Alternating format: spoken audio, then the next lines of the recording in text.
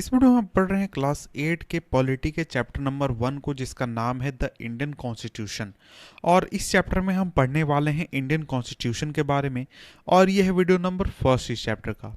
तो देखिए, इस चैप्टर के शुरुआत में आपके सामने यहाँ पर इंट्रोडक्शन दिया गया है इस चैप्टर का, जिसमें आपको ये समझाने की कोशिश की गई है कि आखिर हमारे देश में कॉन्स्टिट्यूशन की ज़रूरत क्यों है, संविधान की ज़रूरत क्यों है।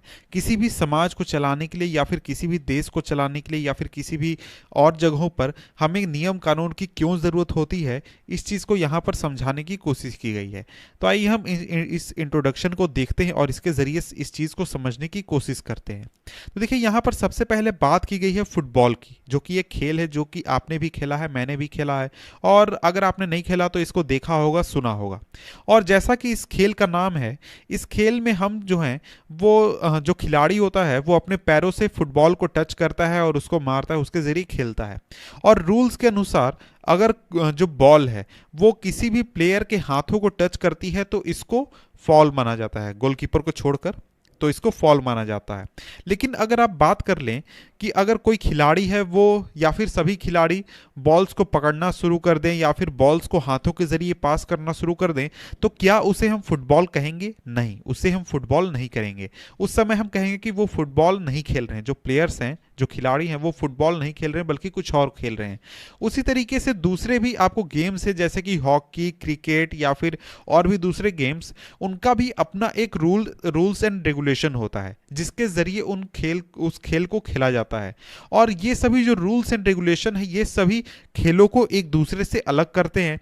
और ये सभी जो रूल्स एंड रेगुलेशन है, इन सभी को फंडामेंटल टू द गेम कहा जाता है, यानी जो बेसिक है गेम का, वो कहा जाता है। फॉर एग्जांपल फुटबॉल में आप जो है बॉल को हमेशा पैर से ही टच करेंगे, फुट से ही टच करेंगे। क्रिकेट में हमेशा आपको बैट से हिट करना है या फिर आपको हाथ से गेंद को फेंकना है, इस तरीके के रूल्स हैं। उसी तरीके से सभी गेम के अपने अपने रूल्स हैं, जो कि उस गेम के फंडामेंटल हैं। और इसी तरीके से हमारा जो समाज है, हमारा जो देश है, उसके भी कुछ फंडामेंटल रूल्स होते हैं कि हर जैसे इंडिया का जो समाज है, वहाँ के लिए अलग रूल्स लागू होंगे, दूसरे देशों के लिए अलग रूल्स लागू होंगे। और ये जो समाज के रूल्स बनाए जाते हैं, आपको बेसिक रूल्स बनाए जाते हैं, कॉन्स्टिट्यूटिव रूल्स बनाए जाते हैं। तो ये जो रूल्स होते हैं, ये अलग अलग सोसाइटी के लिए अलग अलग होते हैं। और जो बड़ी सोसाइटीज़ होती हैं, जो कि एक दूसरे के साथ रह रही हैं, जहाँ पर बहुत बड़ी संख्या में लोग एक दूसरे के साथ रहते हैं, अलग अलग कम्युनिटीज़ के लोग एक साथ रहते हैं, तो वहाँ पर जो रूल्स बनाए जाते हैं, वो सभी लोगों को साथ में लेकर जो ऐसे रूल्स को बनाया जाता है जिसमें सभी लोगों की सहमति हो। और अगर हम आज देखें, तो आज के समय में जो हमारा देश है, हमारे जो कंट्रीज हैं, चाहे वो इंडिया हो या फिर कोई और कंट्री हो, वहाँ पर जो ये नियम कानून होते हैं, जो रूल्स होते हैं, जो कि समाज को चलाने के लिए बनाए जाते हैं, ये होते हैं रिटन फॉर्म में। और जो हमारा रिटन डॉक्यूमेंट होता है, जिसमें कि सारे रूल्स एंड रेगुलेशन लिखे होते हैं, या फिर जो हमारा बेसिक रूल्स एंड रेगुलेशन लिखे होते हैं किसी भी देश को चलाने के लिए, उसको हम कॉन्स्टिट्यूशन कहते हैं। यानी कॉन्स्टिट्यूशन एक तरीके का डॉक्यूमेंट है या फिर एक तरीके का कानून है, जिसको हम यूज़ करते हैं, जिसके ज़रिए हम अपने कंट्री को चलाते हैं, अपने देश को चलाते हैं। और इसके बाद यहाँ पर आगे बात की जा रही है कि हमने इंडियन कॉन्स्टिट्यूशन के बारे में क्लास 6 और क्लास 7 में पढ़ा है अपने social and political life text book में। और आपने कभी ये सोचा है कि आखिर हमें कॉन्स्टिट्यूशन की ज़रूरत क्यों होती है, आखिर कॉन्स्टिट्यूशन क्यों होना चाहिए? और आपने कभी ये सोचा है कि कॉन्स्टिट्यूशन को किस तरीके से लिखा गया, किन लोगों ने लिखा? तो इन चीज़ों के बारे में यहाँ पर इस चैप्टर में हम इस चैप्टर में बात करने वाले हैं। और इसके साथ ही जो हमारा कॉन्स्टिट्यूशन है, उसके की फीचर्स की भी बात करेंगे। और जो हमारे जो फीचर्स हैं, वो काफ़ी इंपॉर्टेंट है। कॉन्स्टिट्यूशन के जो फीचर्स है वो काफ़ी इंपॉर्टेंट है इंडिया में डेमोक्रेसी को स्थापित करने में और उसको चलाने में। तो आइए हम शुरुआत करते हैं। और सबसे पहले शुरुआत करते हैं कि why does a country need a constitution. आखिर किसी भी देश को कॉन्स्टिट्यूशन की क्यों ज़रूरत होती है, किसी भी देश में कॉन्स्टिट्यूशन क्यों होना चाहिए, चाहे वो इंडिया हो या फिर कोई और देश हो। तो देखिए, यहाँ पर इस चीज़ को हम समझ लेते हैं। देखिए, दुनिया में आज जितनी भी कंट्रीज़ हैं, लगभग के पास अपना कॉन्स्टिट्यूशन मौजूद है। और जितनी भी डेमोक्रेटिक कंट्रीज़ हैं, सभी के पास लगभग कॉन्स्टिट्यूशन है। लेकिन वैसी कंट्रीज़ जिनके पास कॉन्स्टिट्यूशन है, ये ज़रूरी नहीं है कि वो डेमोक्रेटिक हो। यानी डेमोक्रेटिक कंट्री के पास कॉन्स्टिट्यूशन होगा, ये लगभग ज़रूरी ही है। शायद ही कोई कंट्री होगी जिसके पास कॉन्स्टिट्यूशन ना हो, डेमोक्रेटिक कंट्री। लेकिन सभी कंट्रीज डेमोक्रेटिक होंगी ऐसा जरूरी नहीं है। जैसे कि चाइना, वो आपको उसके पास कॉन्स्टिट्यूशन है लेकिन वो डेमोक्रेटिक कंट्री नहीं है। और देखिए कॉन्स्टिट्यूशन जो है वो कई सारी चीज़ों को करने में हमारे काफ़ी हेल्प करता है। जैसे सबसे पहला तो ये है कि कॉन्स्टिट्यूशन एक तरीके से ये हमें बताता है कि हमारा जो देश होगा उसका बेस क्या होगा, यानी वहाँ के जो लोग हैं, हमारे इंडिया के जो लोग हैं, वो किस तरीके के सोसाइटी में रहना पसंद करेंगे, किस तरीके से जीवन गुजारना पसंद करेंगे। और इसको अलग तरीके से हम समझे तो कॉन्स्टिट्यूशन हमें ये बताता है कि हमारा जो सोसाइटी है उसका फंडामेंटल नेचर क्या है, या फिर किस आधार पर, किस नियम कानून पर हमारे जो सोसाइटी है वो स्थापित हुआ है। और देखिए एक चीज़ हमें समझनी चाहिए कि कोई भी कंट्री जहां पर बहुत ही अलग अलग कम्युनिटीज़ के लोग एक साथ रहते हैं, जिनके बीच में कुछ बातों को लेकर एक राय बनती है लेकिन बहुत सारे बातों पर उनकी जो राय है वो अलग अलग हो जाती है, तो इस तरीके के जो सिचुएशन होते हैं यहाँ पर जो कॉन्स्टिट्यूशन है वो काफ़ी हमें हेल्प करता है, ताकि हम एक सेट ऑफ रूल्स स्थापित कर लें या फिर सेट ऑफ प्रिंसिपल स्थापित कर लें जिसके आधार पर सभी जो लोग हैं वो अपने जीवन को गुजारेंगे या फिर किसी भी देश को चलाया जाएगा। जैसे इंडिया में आप देखेंगे जो कॉन्स्टिट्यूशन है वो एक set of rules and principle है जिसके आधार पर पूरे देश को चलाया जा रहा है और जिसको देश के सभी लोग मान रहे हैं और सभी लोगों को मानना ही है। और ये जो कॉन्स्टिट्यूशन है ये सिर्फ ये नहीं बताता कि हमारे देश में गवर्नमेंट किस तरीके से बनेगी या फिर गवर्नमेंट किस तरीके से काम करेगा, और इसके अलावा ये भी बताता है कि हमारा जो देश है वो उसके कुछ आइडियल्स हैं जिसमें कि हमारा जो कंट्री है वो स्थापित होगा, या फिर कंट्री के जो कोर आइडियाज़ हैं या फिर जो बेसिक आइडियाज़ हैं वो हमारा कॉन्स्टिट्यूशन बताता है। तो देखिए यहाँ पर इमेजेस दी गई है, इसके बारे में नीचे हम यहाँ पर बात करते हैं। तो देखिए यहाँ पर कहा जा रहा है कि let us try and understand what we mean by this through to constructing situation in recent history of Nepal. यानी कि नेपाल के सिचुएशन को देखकर हम इस चीज को समझने की कोशिश करेंगे। तो नेपाल के दो सिचुएशन को हम देखेंगे। पहला तो वहां पर जब डेमोक्रेसी आ गई और दूसरा डेमोक्रेसी के आने से पहले। तो देखिए जो नेपाल है वो हमारे इंडिया का पड़ोसी है और वहां की बात हम यहाँ पर कर रहे हैं। और कुछ साल पहले तक जो नेपाल था वहां पर मोनार्की थी, और जो पिछला वहां पर कॉन्स्टिट्यूशन अपनाया गया था वो 1990 में अपनाया गया था। और यहाँ पर यह लिखा गया था इस कॉन्स्टिट्यूशन में कि जो फाइनल पावर है या फिर फाइनल अथॉरिटी है वो सरकार के पास है, यानी कि जो किंग है, मोनार्क, राजा, उसके पास है। और इसके अलावा लोग जो थे वो काफ़ी मूवमेंट चला रहे थे, काफ़ी विरोध प्रदर्शन कर रहे थे और काफ़ी मूवमेंट चला रहे थे ताकि जो डेमोक्रेसी है उसको स्थापित किया जा सके। और 2006 में उनको काफ़ी सक्सेस मिला और इसके बाद जो किंग है उसके पावर को एंड कर दिया गया। और आज के समय में जो लोग हैं वहाँ पर यानी नेपाल में वो कॉन्स्टिट्यूशन को लिख रहे हैं या फिर कॉन्स्टिट्यूशन को राइट कर रहे हैं। तो आज की ये यहाँ पर बात नहीं की जा रही है, ये किताब जो है वो काफ़ी ओल्ड है, इसलिए यहाँ पर ऐसा लिखा गया है कि वहाँ पर नेपाल में जो डेमोक्रेसी है उसको स्थापित करने के लिए वहाँ पर कॉन्स्टिट्यूशन को लिखा जा रहा है। और इसका रीज़न ये है कि जो वहाँ के लोग हैं वो ये नहीं चाहते कि जो पिछला कॉन्स्टिट्यूशन है उसके आधार पर देश को चलाया जाए, क्योंकि वो जो कॉन्स्टिट्यूशन था वो उनके आइडियल्स को नहीं दिखा रहा था या फिर उनके आइडियल्स को नहीं शो कर रहा था। जैसे कि वहाँ पर लिखा गया था कि जो पावर है वो फाइनल पावर वहाँ के मोनार्क के पास होगा, राजा के पास होगा। वहाँ के लोग इस चीज़ को रिमूव करना चाहते थे और इस चीज़ के विरोध में वहाँ के लोगों ने आंदोलन चलाया था, इसलिए कॉन्स्टिट्यूशन को वो वहाँ पर चेंज कर रहे थे। तो देखिए फुटबॉल में जैसा कि हमने एग्जाम्पल में देखा कि अगर हम फुटबॉल के किसी भी रूल को चेंज करते हैं तो उसकी वजह से जो पूरा गेम है वही चेंज हो जाता है। उसी तरीके से अगर हम नेपाल में देखें तो वहाँ पर जब मोनार्की से डेमोक्रेटिक गवर्नमेंट के रूप में ट्रांसफॉर्मेशन हुआ तो उसकी वजह से जो रूल्स एंड रेगुलेशन है सरकार का उन सभी को चेंज करने की ज़रूरत पड़ी ताकि एक तरीके के नए सोसाइटी का निर्माण किया जा सके और नए फॉर्म ऑफ गवर्नमेंट को इस्टेब्लिश किया जा सके। और इसीलिए जो नेपाल के लोग हैं वो नया कॉन्स्टिट्यूशन लिख रहे हैं। और इसके साथ ही जो कैप्शन यहाँ की बात की जा रही है, यहाँ पर ये जो चीज़ें हैं ये इस पूरे प्रोसेस को एलेबोरेट कर रही है या फिर जो स्ट्रगल है नेपाल का डेमोक्रेसी के लिए उसको एलेबोरेट यहाँ पर किया गया है। और इसके बाद आगे बढ़ते हैं तो देखिए जो सेकंड इंपॉर्टेंट पर्पस है कॉन्स्टिट्यूशन का वो ये है कि जो हमारा जो कंट्री है उसका पॉलिटिकल सिस्टम कैसा होगा, उसका नेचर क्या होगा, ये डिफाइन करता है हमारा कॉन्स्टिट्यूशन। फॉर एग्जांपल तो एग्जाम्पल में यहाँ पर नेपाल की ही बात की गई है कि देखिए पहले जो नेपाल था वहाँ का जो कॉन्स्टिट्यूशन था वो ये बताता था कि जो कंट्री है उसका जो राजा होगा यानी जो रूलर होगा वो किंग होगा और उसके काउंसिल ऑफ मिनिस्टर्स होंगे। और इसके बाद अगर हम वैसे कंट्रीज की बात करें जिन्होंने डेमोक्रेटिक फॉर्म ऑफ गवर्नमेंट को अपनाया है या फिर पॉलिटिक्स को अपनाया है, वहाँ पर जो कॉन्स्टिट्यूशन है वो एक क्रूशियल रोल अदा करता है ताकि ये डिफाइन किया जा सके कि जो सरकार है या फिर जो डिसीजन मेकिंग पूरा प्रोसेस है सोसाइटी में वो किस तरीके से होगा, यानी सरकार किस तरीके से काम करेगी, किसके पास पावर होगा, किसके पास नहीं होगा। इन सभी चीज़ों को जो कॉन्स्टिट्यूशन है वो प्रोवाइड करता है।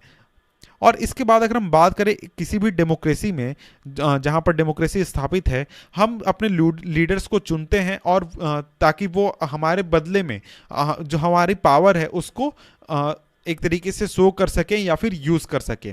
लेकिन यहाँ पर हमेशा ये चांस होता है कि जो लीडर्स हम चुनते हैं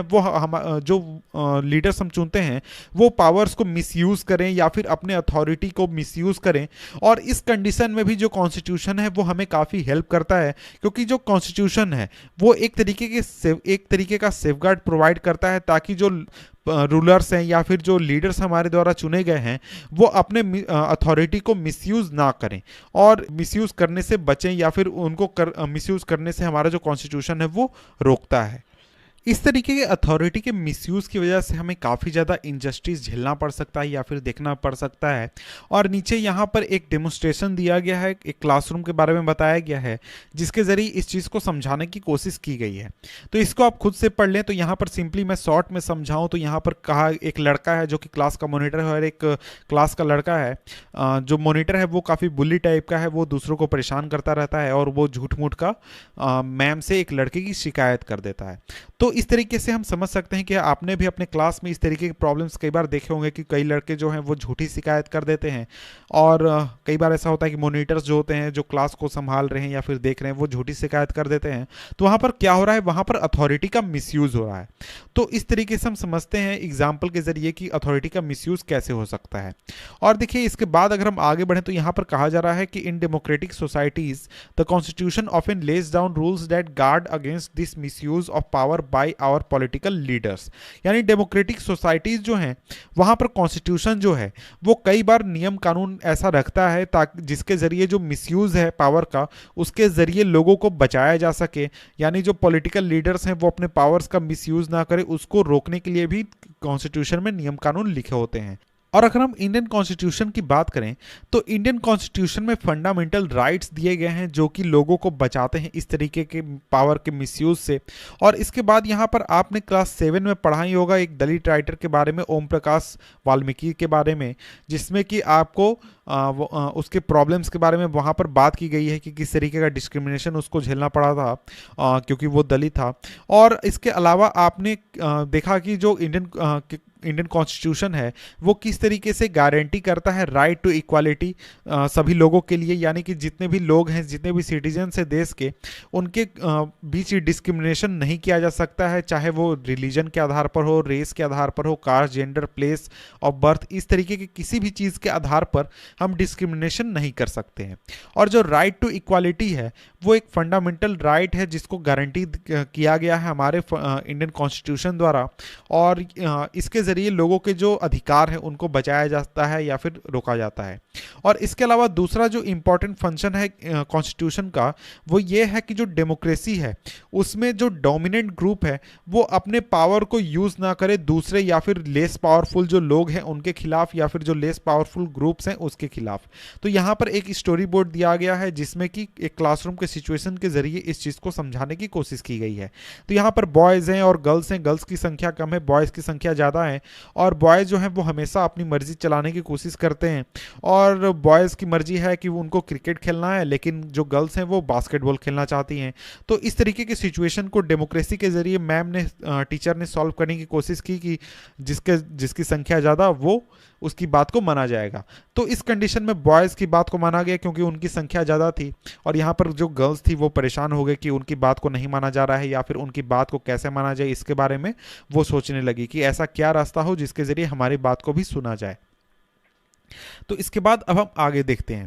तो देखिए इस तरीके की जो अनहेल्दी सिचुएशन है वो हमारे डेमोक्रेटिक सोसाइटीज़ में भी आ सकते हैं, जहां पर जो मेजोरिटी है, जिनकी संख्या ज़्यादा है, वो हमेशा अपने डिसीजन को इन्फोर्स कर सकते हैं और उसके ज़रिए जो माइनॉरिटीज़ है उनको एक्सक्लूड कर दिया जाएगा या फिर उनकी बातों को नहीं सुना जाएगा या फिर उनके इंटरेस्ट के खिलाफ डिसीजंस को लिया जाएगा। और ऊपर हमने जैसा देखा, ऊपर स्टोरी बोर्ड में हमने जैसा देखा कि हर एक सोसाइटी जो है वहाँ पर इस तरीके की टायरनी की प्रॉब्लम आ सकती है कि जहां पर जो मेजोरिटी है वो माइनॉरिटी को दबाने की कोशिश करे या फिर उसकी बात को ना सुने, उसकी बात को वैल्यू ना दिया जाए। और जो कॉन्स्टिट्यूशन है वो यूजुअली इस तरीके के रूल्स को कंटेन करता है ताकि जो माइनॉरिटीज़ हैं उनको एक्सक्लूड ना किया जाए किसी भी चीज़ से जो कि मेजोरिटी को अवेलेबल है या फिर मेजोरिटी को जो सुविधा प्राप्त है या फिर जो फ़ायदा मिल रहा है या फिर सिंपली की बात माइनॉरिटी की बात को भी माना जाए। तो ये एक और रीज़न है जिसके वजह से हमें कॉन्स्टिट्यूशन की ज़रूरत है, ताकि जो इस तरीके की टायरेनी है या फिर डोमिनेशन है मेजोरिटी का माइनॉरिटी के ऊपर, इसको रोका जा सके या फिर ऐसा होने से बचाया जा सके। और इस तरीके की डोमिनेशन में आपका इंटर कम्युनिटी यानी कम्युनिटी का दूसरे कम्युनिटी के ऊपर या फिर एक ही कम्युनिटी के मेंबर्स द्वारा उसी कम्युनिटी के दूसरे मेंबर्स के ऊपर या फिर इंट्रा कम्युनिटी डोमिनेशन, इस तरीके की जो डोमिनेशन है इसकी बात यहाँ पर इंक्लूड की गई है। और इसके अलावा जो तीसरा सिग्निफिकेंट रीज़न है जिसकी वजह से हमें कॉन्स्टिट्यूशन की ज़रूरत है ताकि हम खुद को अपने आप से बचा सकें, तो ये काफ़ी अलग बात है लेकिन इसको समझने की ज़रूरत है। देखिए कई बार ऐसा होता है कि हमको ऐसा लगता है या फिर हम फील करते हैं कि ये चीज़ जो है, ये इशू जो है ये बिल्कुल सही है या फिर ऐसा होना चाहिए, लेकिन अगर हम उसको ध्यान से देखें तो वो तुरंत आपको सही लगता है कि अभी ऐसा हो तो सही होगा, लेकिन अगर हम लॉन्ग टर्म देखें आज के 10 साल बाद, 20 साल बाद, तो वो हमारे इंटरेस्ट के खिलाफ जा सकता है या फिर हमारी जो सिचुएशन है उसको कमज़ोर कर सकता है या फिर ख़राब कर सकता है। तो इसलिए जो कॉन्स्टिट्यूशन है वो हमें इस तरीके के सिचुएशन से भी बचाने के लिए भी कॉन्स्टिट्यूशन में प्रावधान यहाँ पर दिया गया है। तो यहाँ पर एक कहानी बताई गई है जिसके जरिए इस चीज़ को समझाने की कोशिश की गई है कि एक लड़की है जो कि टीवी देखना चाहती है लेकिन उसको पढ़ना है क्योंकि उसको कुछ होमवर्क करना है, कुछ क्वेश्चन सॉल्व करने हैं, लेकिन वो डायलेमा में है या फिर वो काफ़ी परेशानी में है कि वो टीवी देखे या फिर वो अपने किताब को पढ़े, क्वेश्चंस को सॉल्व करे। और इस चीज़ का सॉल्यूशन वो देखती है कि वो टीवी को बंद कर देती है, कोई टीवी उसके घर में नहीं देखता और वो चुपचाप बैठकर पढ़ने लगती है। तो इस तरीके के डायलेमा में हम कई बार आ सकते हैं कि क्या चीज़ सही है, क्या होना चाहिए या फिर क्या चीज़ नहीं होना चाहिए। और इसी तरीके से जो कॉन्स्टिट्यूशन है वो हमें हेल्प करता है ताकि हम अपने आप से खुद को बचा सके, यानी जो हमारे डिसीजन है जो कि हमारे खिलाफ जा सकते हैं या फिर हमारे बड़े हितों के खिलाफ जा सकते हैं, हमारे देश के खिलाफ जा सकते हैं, उस तरीके की सिचुएशन से हमें बचाए। फॉर एग्जाम्पल ये पॉसिबल हो सकता है कि बहुत सारे लोग जो डेमोक्रेसी में रह रहे हैं उनको ये स्ट्रांग फील आ जाए कि जो पार्टी पॉलिटिक्स है वो काफ़ी ख़राब चीज़ है या फिर वो अच्छी तरीके से काम नहीं कर रही है, और इसकी वजह से अब हमें स्ट्रांग डिक्टेटर की ज़रूरत है, तानाशाह की ज़रूरत है, तो कि जो कि इन चीज़ों को सुधार सके। और इस इमोशन में बहकर जो लोग हैं वो दूरगामी बातों को ना सोचे कि आज के 10 साल बाद क्या होगा, 20 साल बाद क्या होगा, इन चीज़ों को ना सोचें और वो जाकर किसी तानाशाह को गद्दी पर बैठा दे और डिक्टेटोरियल रूल को स्थापित कर दें। लेकिन ये जो डिक्टेटोरियल रूल है यानी तानाशाही है, ये लोगों के खिलाफ जा सकती है कुछ समय बाद, जब उनके जो अधिकार हैं, जो उनके जो इच्छा है उनको कुचला जाएगा, उनकी बातों को नहीं सुना जाएगा, और जो राइट्स ऑफ सिटीजन्स हैं या फिर जो उनके फ्रीडम है लोगों के, उसको जब खत्म किया जाएगा या फिर खत्म करने की कोशिश की जाएगी, तो उस समय ये चीज़ जो है लोगों के खिलाफ जा सकता है। तो ऊपर के सभी डिस्कशन के जरिए आपने ये समझा कि जो कॉन्स्टिट्यूशन है वो काफ़ी इंपॉर्टेंट रोल अदा करता है डेमोक्रेटिक सोसाइटी में और इसकी हमें काफ़ी ज़्यादा ज़रूरत है। लेकिन इसके बाद यहाँ पर आगे बढ़ें तो आगे आ जाता है हमारा इंडियन कॉन्स्टिट्यूशन के की फीचर्स के बारे में, जिसको हम पढ़ने वाले हैं अगले वीडियो में, जिसका लिंक नीचे डिस्क्रिप्शन में दे दूंगा जब वो वीडियो बन जाएगा। तो मिलते हैं आपसे नेक्स्ट वीडियो में, तब तक के लिए गुड बाय।